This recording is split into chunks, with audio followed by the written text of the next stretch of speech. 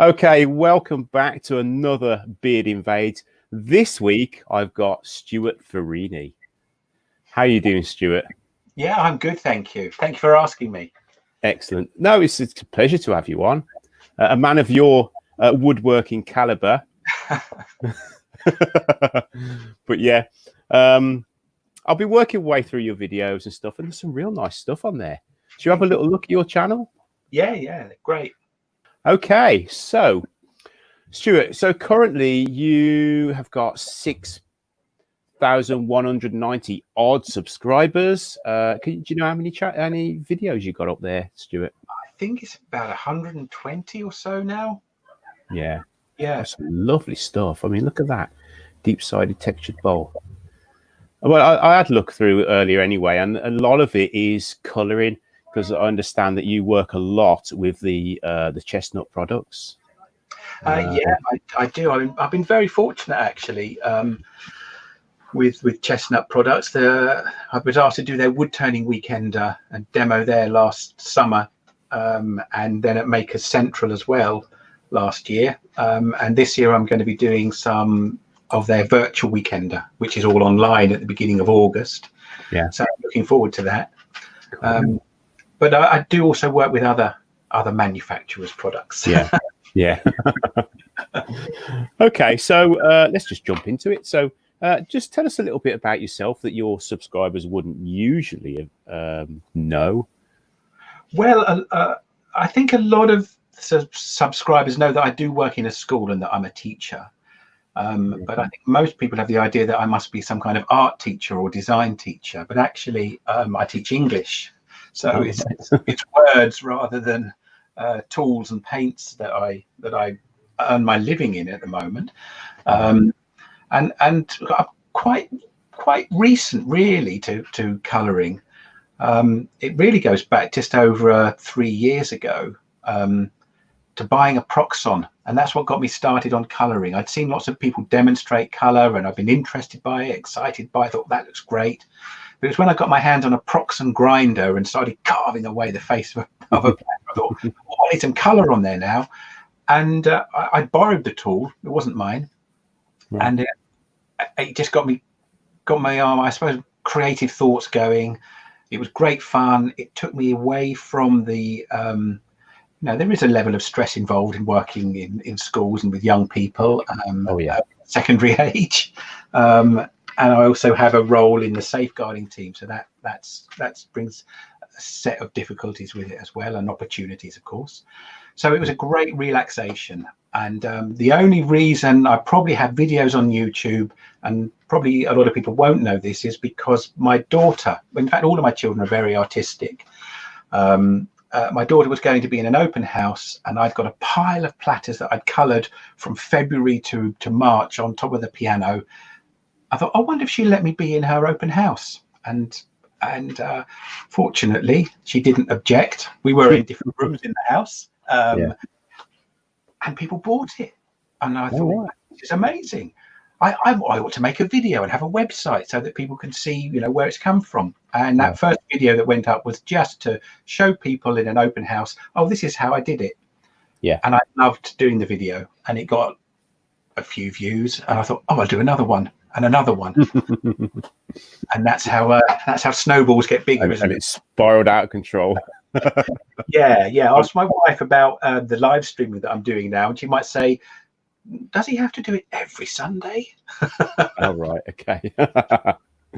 Yeah, I know how you feel with the youngsters. It's very stressful. I'm a scout leader, so although I'll only have them for 2 hours on a Friday night, but so.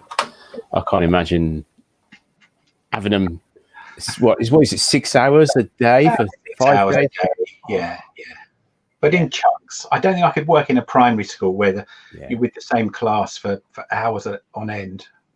Yeah, that's not me. Okay, so you've kind of answered YouTube already. I mean, I usually at this point ask you why YouTube, but fair enough. I mean, well, I think it probably answers a bit of the sort of, I was going to say show off, but showmanship. Maybe that comes from teaching as well. Standing in front of people and talking and showing something. And I often get asked, there are some people who say, well, you're not really a turner, are you? You just decorate stuff. And I made the conscious decision really not to be, I'm going to teach people how to turn something, because there were so many channels doing that. I thought, well, I just want to concentrate on what you could do once you turned it. But I think to widen my appeal, I might need to do a little bit more of what I think some people call naked wood turning, which conjures all sorts of things to mind. But just leaving it natural. Yeah. So there are a few of those. To be honest, there's a lot of people doing that, and if you're known for doing what you do, which is the colouring stuff, then why not? You do a good job. I mean, from what I've seen on your channel, there's some beautiful pieces on there. Well, there's a lot of beautiful pieces on there. And if it makes you money, all the better. At least you can kind of justify going in your workshop to the wife every Sunday. Yeah. Oh, yeah. She's very supportive. From the first time I brought one in that was coloured, it was a bit of, I'm not sure. To now it's, that's lovely. So she's well trained. Yeah, that's good. Okay, so is there anyone or anything that inspired you to start colouring bowls like that? Yeah, quite a few people influenced me. A few friends at local wood turning clubs that I belong to, friend Alan in particular. But a demo I saw from Mick Hanbury in 2013, where he pretty much used a Proxon, textured a platter, put some stains on it and some paint on it. That really fired up my imagination. But it took me a while to really move from that demo to actually doing it. It took about 3 or 4 years to for that penny really to drop that I wanted to do that. But I think it was because I wanted to make sure I was turning things and using my tools well and making good shapes in the wood. He's been instrumental. And Jimmy Clue's his whole series of DVDs, which not all of them are about colouring, but he's inspired me as well.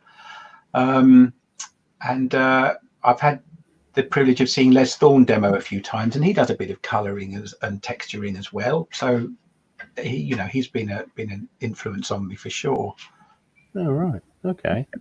Well, I'll leave all those guys in the description anyway for people to check out. I mean, do they all have YouTube channels or?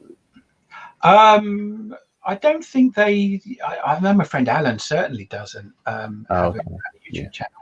But another person who actually gave me my first opportunity to demonstrate in public was Martin Saban-Smith at one of the UKIS, one of the last UKIS, which I think is over 2 years ago now.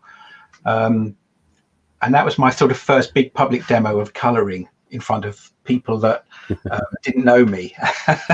Great fun. So thank you to Martin for giving me that opportunity. It was so nerve-wracking. I managed to finish half an hour early, but fortunately, he didn't seem to mind. Problem is you can't threaten the hecklers with detention. You're not enjoying this, so you've got to spend more time with me. Something you don't like. Okay, so should we have a little tour of your shop? Is that all right? Yeah, sure. So I've got various cameras set up because it is set up as a recording studio. It seems now I use web cameras plugged into a computer. You can see behind me, I've got a ridiculous array of monitors now. Funded through my live streams. I was able to buy these secondhand for not very much money, but it was great to have that set up. And you can see my lathe. This is a Wivermac DB1000, and I bought this from one of my wood turning clubs. I'm fortunate to be able to belong to two, South Downs wood turners and West Sussex wood turners, and they were selling this off because it used to be the lathe that we put together for every meeting, and I think people got fed up with lifting the great big heavy components, so I got it for a very, very nice price. And then if I just swing this camera around a little, it's still in the middle of being constructed, but I started off sharpening on a Sorby Pro Edge. I don't know if you can see that. It might be hidden. I can see it. So which was great for me to get going. I bought it secondhand, and this year I was due to be doing a lot of demos, and after a lengthy conversation with HMRC about if I spend the money I earn on tools for my wood turning, do I have to pay tax on it? And they said no, and I've kept the transcript in case anyone's watching. I thought, well, I'll buy some other things. I wanted to branch out and do a bit of teaching, so I bought a grinder and a CBN wheel and a Tormek sharpening system. So I'm completely over the board with sharpening solutions, but I just wanted to be able to show people when they came for one-to-ones, because I do one-to-one colouring workshops, about sharpening tools. Dust extraction is taken care of with a very noisy record power extractor, which is plumbed in all around. And I think, like a lot of people, I didn't start wood turning, I started woodworking. And so my garage got gradually taken over as a woodworking space. I'd quite like to start again, actually, and move everything around and just have a bit more dedicated space for the lathes. So the plumbing of the dust extraction could be a bit closer. And then this is really my pride and joy, which it doesn't get a lot of coverage in the videos because it's not in the best place. But it's a Vicmark VL300 lathe. I have a friend in Ireland. Noel, if you're watching, it's mine. He's desperate to get his hands on it. They really are fantastic, fantastic machines. This is 20 years old, and I bought it second hand, and it's beautiful, a lovely machine to work on. And then in this rather sad corner, which I think you're seeing enough of, underneath there's a little metalworking lathe that I was given as well.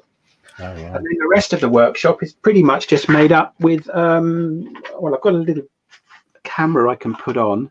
I mean, that gives you a view of the whole workshop. It's a pretty ropey webcam, but just in front of me down here, out of shot, is a big table saw. I'll try and get a better view of it. Hang on.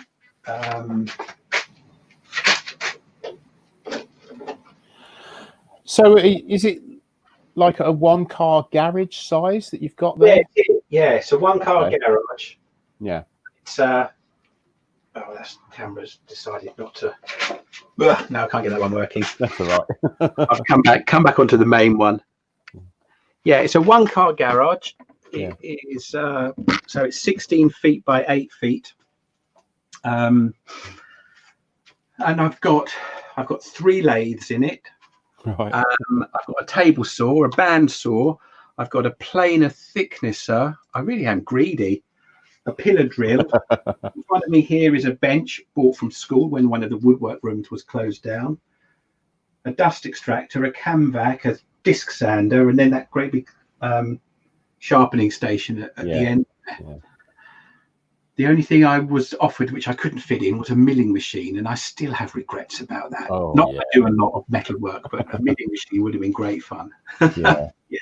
Well, so it just proves that you can produce the kind of stuff that you produce in a small one-car garage. As long as you get your lathe in there, you can get a bandsaw in there, and a sharpening system. What more do you need? Yeah. It doesn't feel that crowded when there's another person in here either. No. The colouring classes that I've done 3 this year. I don't suspect I'll be doing any more this year, but yeah, not with what's going on at the moment. So Make Essential, as you know, it's no longer on this year, but we're going to have it next year, which I think is going to be twice as good. Should we expect to see you there? I'm not sure if I would be there on a stall, but it would be great to visit. I went to the first one as a punter. I went to the second one as a demonstrator, so it should be that I'll come as a punter the second time. And that was, in a way, that was it's not more fun. It was a different kind of fun, but being able to get round and see the whole variety of stuff that people were offering was brilliant. Yeah. So if it's twice as good as it was last year in next year, then it's probably about 4 times as good as the first time I went. So yes is the short answer. Yeah, that's good. That's good. But I really enjoyed it. I didn't get to see much of it because of being on the Gorilla stand, but this next one, 2021, I intend to meet everybody and have a good look about, and spend some time with the people that I enjoy watching. So, Okay, so moving on, is there a tool that you love and a tool that you hate? Oh, I wouldn't say there's a tool that I hate, unless it would actually be my drill when it's in sanding mode. And that's not because I hate the sanding or hate the drill. It's the dust that this hobby creates. I had this glamorous vision of wood turning as something sedate and gentle and peaceful, tranquil, plane, with a nice sharp plane. Yes, like, you know, a bit of hand planing. Yeah. And so the things that create the dust would be the tools that I hate because of what they create, not of what they are. The tool that I love probably is my 3/8 bowl gouge. I started off with a second-hand lathe and second-hand tools, just a handful of tools, and a traditional bowl gouge. And I heard all this talk of, swept back grinds and fingernail grinds. I thought, I'll try that. And so I bought one, a Robert Sorby 3/8 fingernail grind bowl gouge. And the first time I put it to the wood, and it just started pulling me through the wood with ribbons of shavings coming off. I thought, wow, fantastic. So I use that for almost all of the turning that I do, and most of it is faceplate work, bowls or platters. But I love that. And probably then the second, am I allowed a second? Of course, yeah. It's your invasion. Second place, I think would probably be my little 6mm Simon Hope carbide cutter for hollowing, which I've done a little bit of, but I haven't really combined hollowing with colouring yet. So watch out for that development. Yeah. Cool. Okay, so direction of channel, looks like your channel's doing really well at the moment, but where do you hope to be within, let's say, 12 months from now?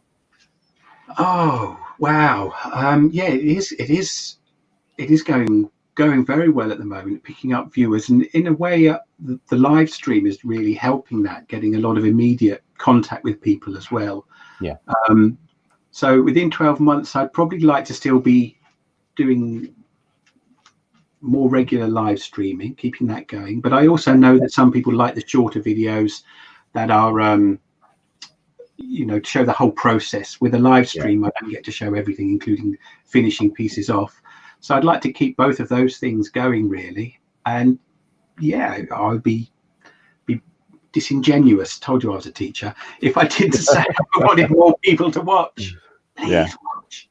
That would, you know, to continue growing and attracting viewers. I have a little bit of viewer envy when I look at some people's videos and they've had 100,000, 200,000 views. I think, I know how you feel. How does that happen? Yeah, it's madness, isn't it? You know, and it's you know, it's great that it's getting that kind of popularity and that level of engagement from people. But yeah, I'd like to see my graph keep going up. Study the analytics. Yeah, I mean, it is nice to see when the hard work that you put into a project has got the views, you know. And then obviously when you look deeper into it and you see that they've watched a bit of the beginning and the very end, and there's, you know, that bit, the limbo in the middle where no one ever sees. But yeah, it is rewarding, isn't it? A bit of black in the middle of the videos, you know, no footage.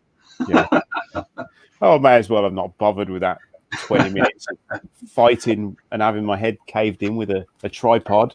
So but what I like about it as a platform is the way you can interact with people, and I try to answer all the comments that people put on.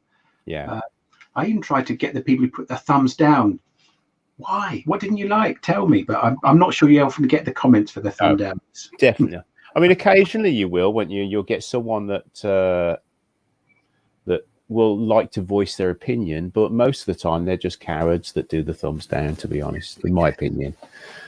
You know, but do you ever have earworms in your lives? I mean, I've not seen any, but say for instance in my live I have some moderators that will come in and they'll be talking in the background, but they'll also be reading out questions and comments and filtering the idiots out as well.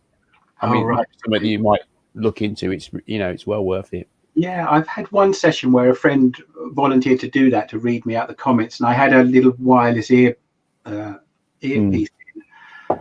which at one point managed to fall out of my ear and land in a metallic paint. I managed to fish it out and clean the paint off and put it back in my ear. And I don't think anyone noticed in the stream, but I mentioned it. And then about 15 seconds later, I was greeted with a roar of laughter in this ear because it took that long for him to catch up with the video and in real time. It was like, why is he laughing at me? Oh, yeah, it's because it fell out of my ear.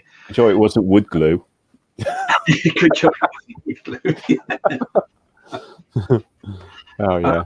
I haven't, and it is a worry that you're opening yourself on YouTube to people to write whatever they want in that chat. Fortunately, I've attracted people who've wanted to be there, and the comments have been good-natured and supportive, which is what I really like about the whole YouTube experience. Really, it's the community itself. The maker community. It's just, this is why I do this, because I love to just, even though I've only got 2,000 subscribers, I like to promote people. I mean, the make community has given me so much. I just love it. It's, I like giving back. Yeah. Well, it is a very, it's very generous community, I found. Yeah. I mean, most of my experiences with wood turners, but you look at something and, oh, how was that done? And they'll tell you. Yeah. Knowledge. And the videos I make, a little bit embarrassing, but I sold a platter, the most expensive one I'd ever sold, and I told the man who bought it, oh, there's a video on YouTube of how it's made. And I thought, oh no, it's just a bit of rolled up kitchen roll dipped in paint and plopped around the edge. You're going to think I've ripped him off. So maybe I should stop making videos. I'm an enigmatic artist. I thought that myself sometimes when you make something and the people, oh, I'll give you so and so. Yeah, there is a video, but they'll go and just do it themselves then. Yeah. So, okay. So, what camera equipment do you use? I know you mentioned you use webcams. Yeah. Can you tell us a little bit about what you use? Yeah. When I started, the first few videos, if you go right back to the beginning of my channel, I think it was a $15.99 webcam, and that was it. So the sound was done on it, the picture was done on it. I bought a small piece of software to record it on the computer, and then probably had minimal editing.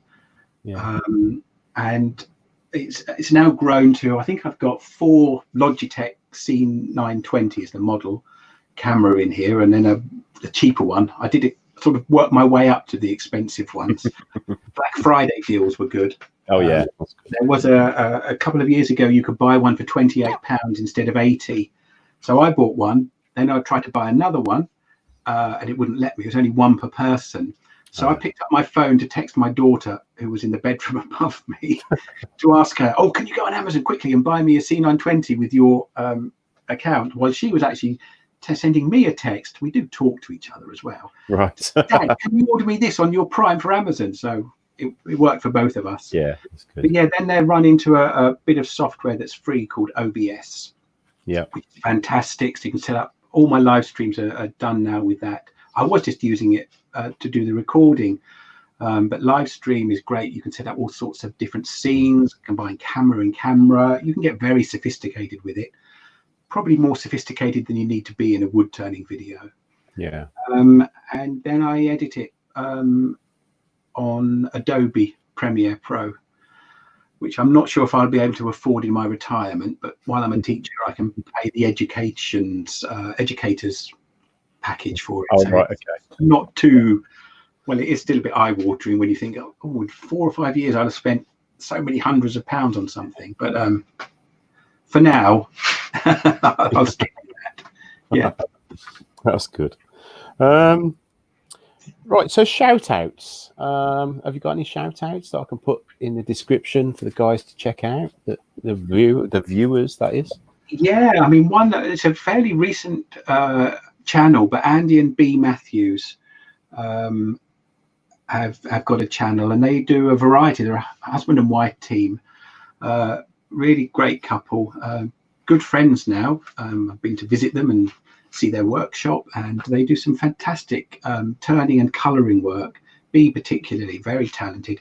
It's not the sort of colouring I do. I think of my colouring as decorative, but she's a very talented artist, and her drawings and paintings, they look like the things that they're drawings and paintings of. Mine, if I were to do that, they wouldn't. So yeah, they're a good friends and a good channel to go and look at for quite different style of colouring to the sort that I do.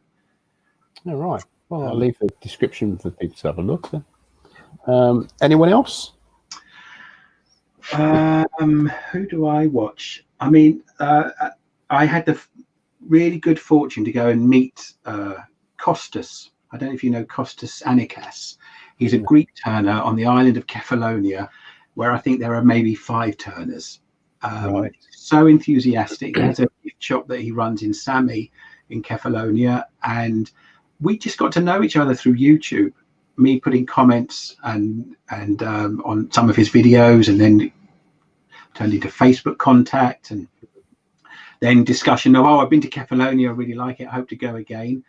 And then last April, my wife and I were able to go and visit him and spend a week there, made a video with him. We did my own one and only collab, I believe they're called. Right. So, he was a very, very gracious host and a very accommodating collaborator, because he let me do the turning in a lovely piece of olive wood, and he did all the sanding. Oh, lovely. So yeah, he's got some great stuff on his channel, especially a lot of olive wood, which is just glorious. We don't get our hands on the pieces or sizes that he's able to get hold of. So yeah, he's definitely someone else to go and have a look at. Brilliant. Okay, like I say, I'll leave a link to these guys in the description. If you just message me the links. No problem. And I asked that is because I've done it in the past where I've put the totally wrong link in. Yeah. And it's not the person that was shouted out. So I've got to apologise to this sun. I was hoping this sun would have gone behind that tree by now, but it hasn't. All right. So I hope you can see me. Yeah. That's it, Stuart. You've survived a beard invades. Phew. It was a great experience. It's quite a short one as well. 28 minutes. 28 minutes, yeah, something like that. Yeah. All right. That's great. I mean, in the past, I've had to edit quite a lot of babbling out. Right. But this I won't have to. It's brilliant. So anyway, just like to say thanks very much for allowing us into your workshop and your head. It's a pleasure. Thank you. I've had a really good time. I really enjoyed it. Thanks, mate. Thanks. Okay. And I'll leave the links as I promised for the guys that you've shouted out, and I'll leave a link to your channel down there as well. That's brilliant. Anyway, thanks guys. Thanks for watching, and I'll see you next time.